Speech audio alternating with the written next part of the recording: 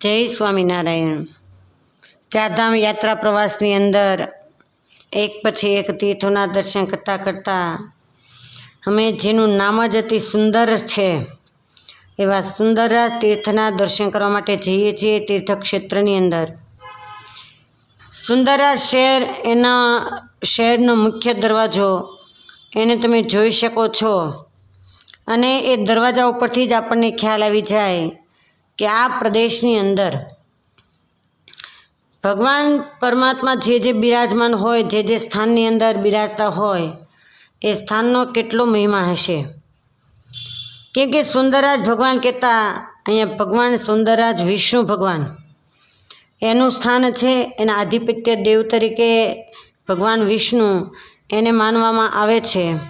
એવા સુંદરા શહેરની અંદર અમે સવારના પહોરમાં દિવસ ઉગતા જ દર્શન કરવા માટે જઈ રહ્યા છીએ। જે દર્શનાર્થીઓની લાઈન તમે જોઈ શકો છો।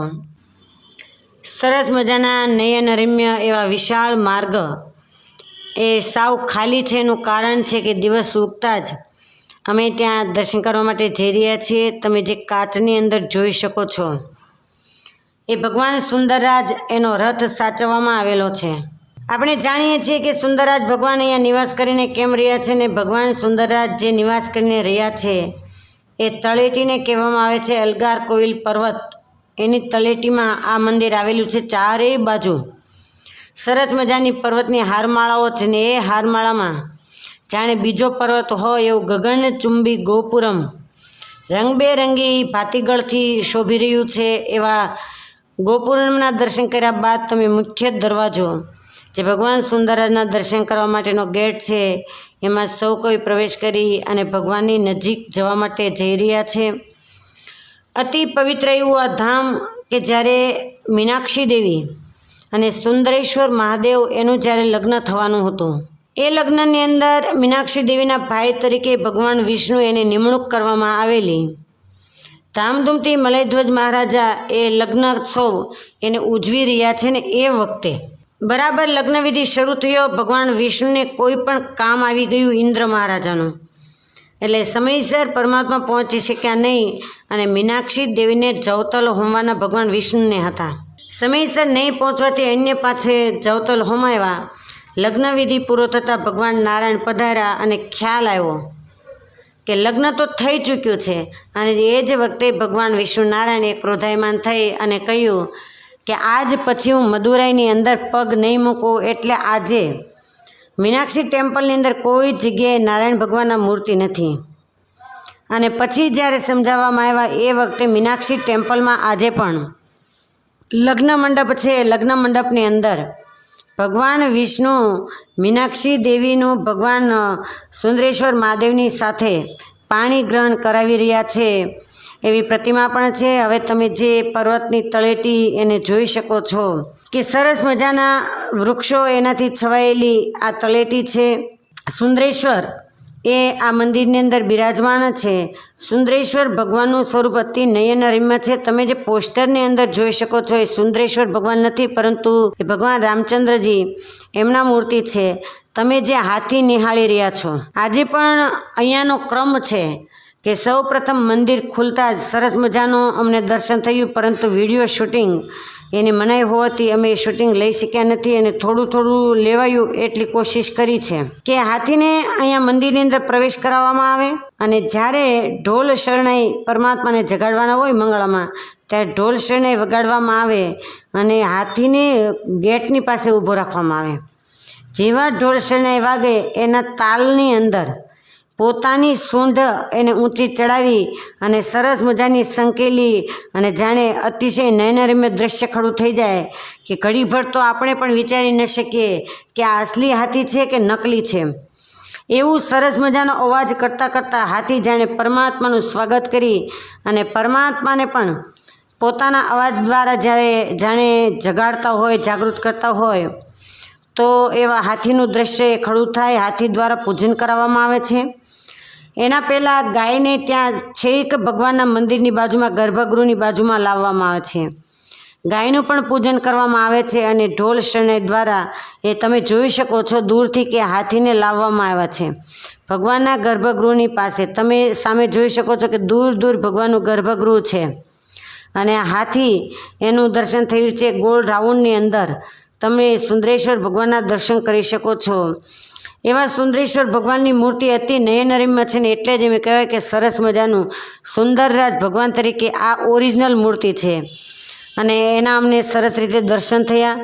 તો આ સુંદરરાજ ભગવાનના દર્શન એ અતિ સુલભતાથી થયા કેમ કે કોઈ હતું નહીં ને હાથી તમે જોઈ શકો છો કે આવી રહ્યો છે. જ્યારે હાથી આ ગાયને પણ ભગવાન સુંદરરાજની પાસે લાવવામાં આવ્યા છે.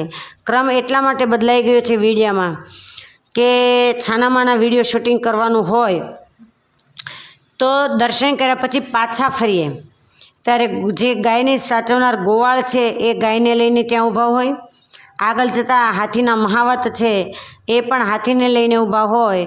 જે યાત્રાર્થીઓ દર્શનાર્થીઓ એ પોતાની શ્રદ્ધા મુજબ ગાય માતાનું પૂજન કરી અને તે ગોવાળને ભેટ અર્પણ કરે.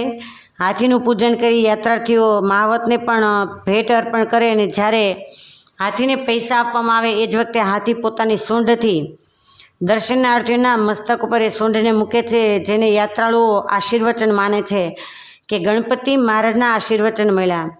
એવું આ પવિત્ર સુંદરરાજ તીર્થ કે જ્યારે ભગવાન મદુરાઈની અંદર પગ નહીં મૂકવાનું પણ લીધું અને ત્યાર પછી ભગવાન અહીંયા સુંદરરાજની તળેટીમાં આવીને નિવાસ કરીને રહ્યા.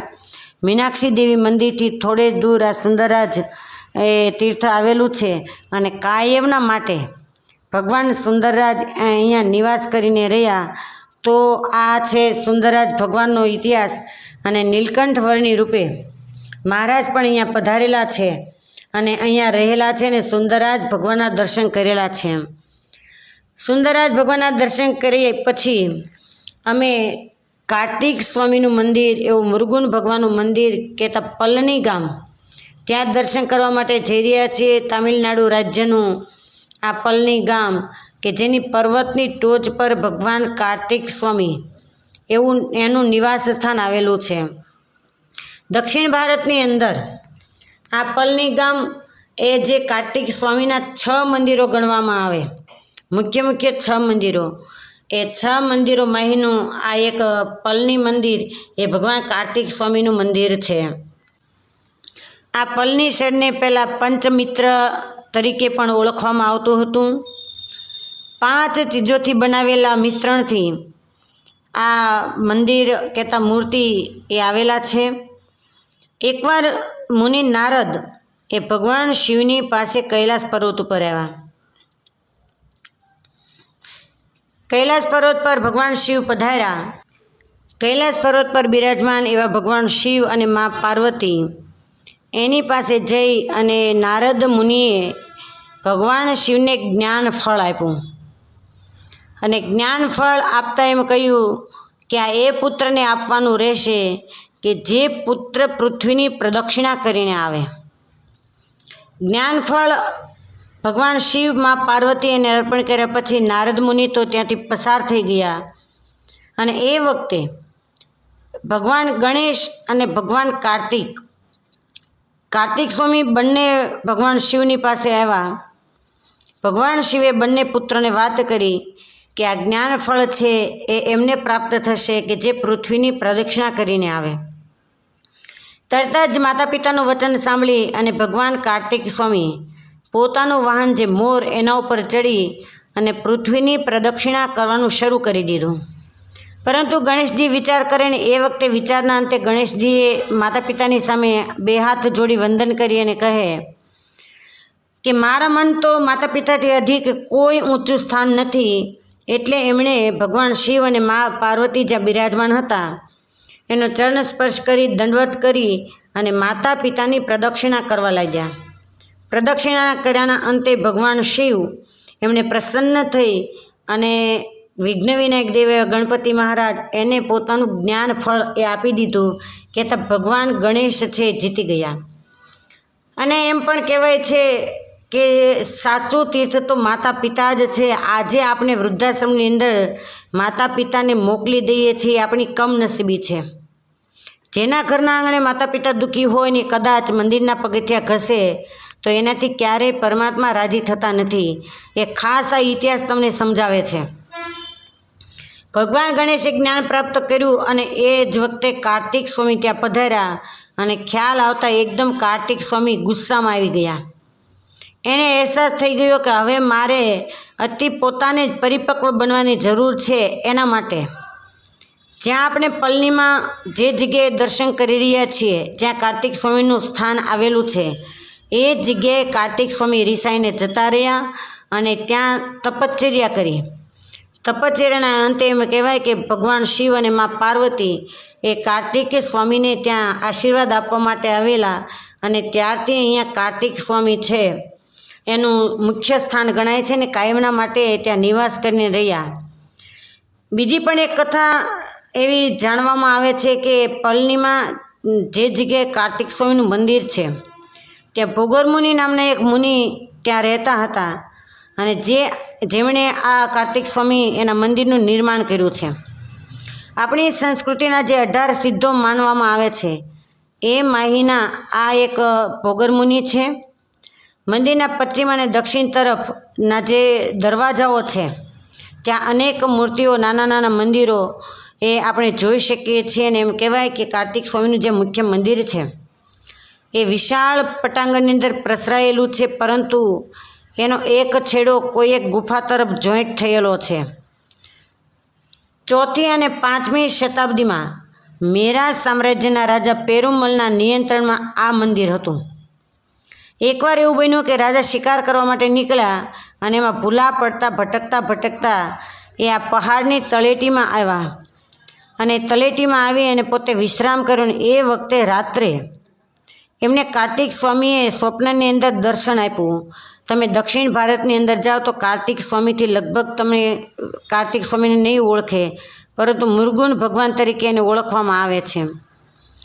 ભગવાન કાર્તિક સ્વામીએ દર્શન આપીને કહ્યું રાજાને કે તમે પુનઃ આ મંદિરની અંદર મૂર્તિની સ્થાપના કરો.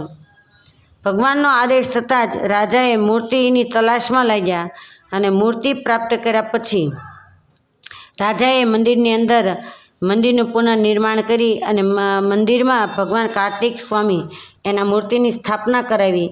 અને આજે પણ પૂજાવિધિ પ્રમાણે અનેક ઉત્સવો મહોત્સવો ત્યાં ઉજવવામાં આવે છે.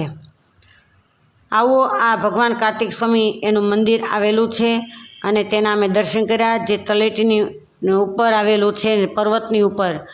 અને ઘણા બધા પગથિયાઓ છે, અતિ કઠિન છે ચડવું એ, છતાં પણ આસ્થા ધરાવનારા લોકો એ ભગવાન કાર્તિક સ્વામીના દર્શન કરવા માટે અહીંયા પધારે છે. અને જ્યારે તમે મંદિરની ઉપર જાઓ ત્યારે જાણે આપણે શિવાલયની અંદર પ્રવેશ કરતા હોઈએ ત્યારે ચોક્કસ નંદીના દર્શન થાય, એમ કાર્તિક સ્વામીના મંદિરમાં જ્યારે પ્રવેશ કરીએ છીએ ત્યારે સરસ મજાનો મયુર, જેનું એનું વાહન કહેવામાં આવે, એ મયુરનું ચિત્ર, મયુર છે એને સરસ રીતે ત્યાં બેસાડવામાં આવેલા છે. એવું આ કાર્તિક સ્વામીનું મંદિર છે.